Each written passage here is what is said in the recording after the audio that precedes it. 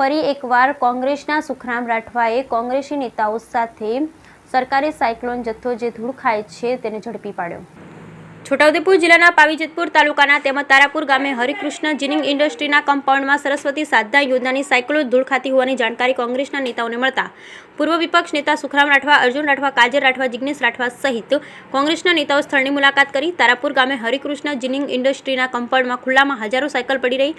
હાલમાં ચોમાસામાં વરસાદ વચ્ચે ખુલ્લામાં પડી રહેલ સાયકલ અને સવાલો ઊભા કરી રહી છે। છોટાઉદેપુર જિલ્લામાં બાળકીઓ દૂર દૂરથી અભ્યાસ માટે શાળામાં આવવા જહેમત ઉઠાવે છે, ત્યારે આ રીતે તેમના હકની સાયકલો કાટ ખાય તે રીતે ગંભીર બાબત છે। સુખરામ રાઠવાએ પ્રજાના ન્યાયનો વ્યય થતો હોવાની આરોપ લગાવી સરકાર સામે ગંભીર સવાલો ઊભા કર્યા। Bureau report Rehan Patel, Chhota Udepur. કેટલા વખતથી પડે છે, કેવી સ્થિતિ છે? સાયકલો લાંબા સમયથી પડેલી દેખાઈ રહી છે।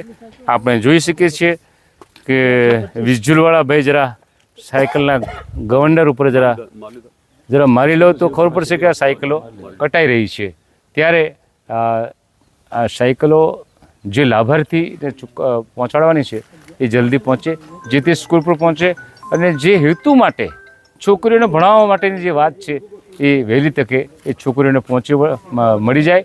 આમે ગામડામાં એસટી બસની સગવડતા નથી, આપણે બધા જાણીએ છીએ। ત્યારે જ્યારે આ સાયકલો છોકરીઓના હાથમાં જાય તો છોકરીઓ એના ઘરેથી નીકળી અને સહેલાઈથી નજીકની જે હાઈસ્કૂલ હોય એમાં પહોંચી શકે। શું બાજુ ઉભા રહેજો, પાછો કંઈથી લઈ આવ્યો હતો।